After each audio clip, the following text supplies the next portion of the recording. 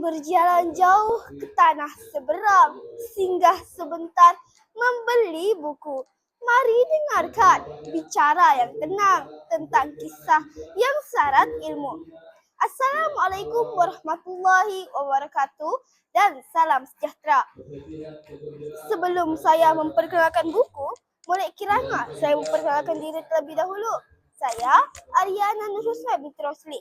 Saya belajar di SK Bandar Toa 2 dan merupakan murid tahun 5. Mutakhir ini, isu bully dalam kalangan pelajar sekolah berleluasa, tak cukup terpampang di dada Akbar, tersebar di media sosial, terpancar juga di layar TV. Rentetan berbanyak terhadap isu ini dinormalisasikan.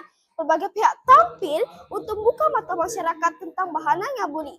Bukan hanya Kementerian Pendidikan Malaysia yang mengeluarkan garis panduan dan pengkeliling dalam menangani isu bully sekolah. Pihak syarikat penerbitan juga mengambil langkah menerbitkan bahan bacaan berkenaan bully. Pada hari ini, saya ingin berkongsi tentang sebuah buku yang sangat menarik dan menyentuh hati, yaitu Taubat Pembuli. Buku ini merupakan salah satu karya Amania Wan yang merupakan seorang penulis prolific Malaysia yang terkenal dalam kalangan pembaca remaja dengan karya-karya bergenre seram, thriller psikologi dan berunsur nilai moral. Harga buku ini diterbitkan oleh Lembu pada tahun 2019 dan mulai cetakan kedua pada tahun berikutnya yaitu 2020. Harga buku ini harga pemilik yaitu Ringgit Malaysia 12 bagi Semenanjung dan Ringgit Malaysia 14 bagi Sabah dan Sarawak. Taubat Pembuli menggabungkan beberapa kisah berkenaan isu bully di sekolah dan juga perjalanan keinsafan pelaku. Kisah ini dimulakan dengan memberi fokus kepada watak Jannah. Jannah merupakan murid yang baru berpindah ke sebuah sekolah bagi menyembunyikan rahasia silamnya. Jannah bersahabat dengan Nani, seorang murid yang pendiam tetapi cemerlang dalam akademiknya. Di pandangan orang, Nani terlihat sempurna. Siapa sangka dia merupakan mangsa bully kepada seorang pelajar bernama Edora dan mangsa bully ayah tirinya. Sedangkan seorang remaja yang sedang membesar memerlukan kesihatan mental dan emosi yang baik.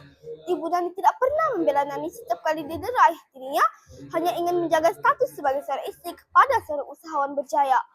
Kesihatan mental Nani sangat terganggu sehingga timbul masalah halusinasi dan mempunyai kawan dari dunia khayalannya.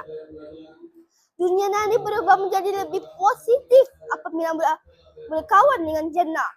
Namun, persahabatan mereka tidak bertahan lama kerana rancangan jahat Edora.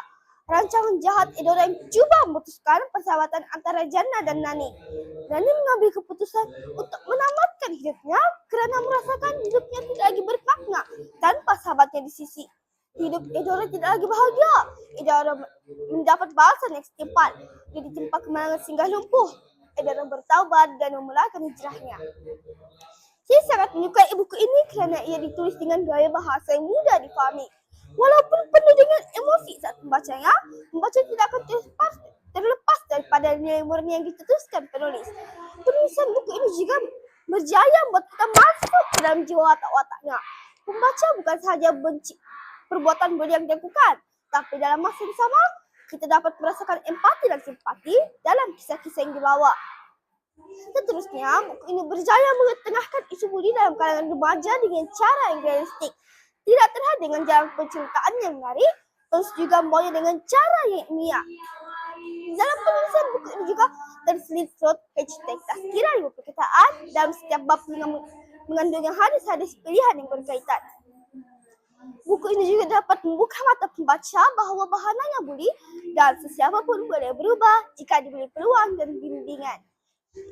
Sebagai kesimpulan, Taubat Pembuli bukan sekadar kisah tentang harapan, perubahan, dan erti kemanusiaan.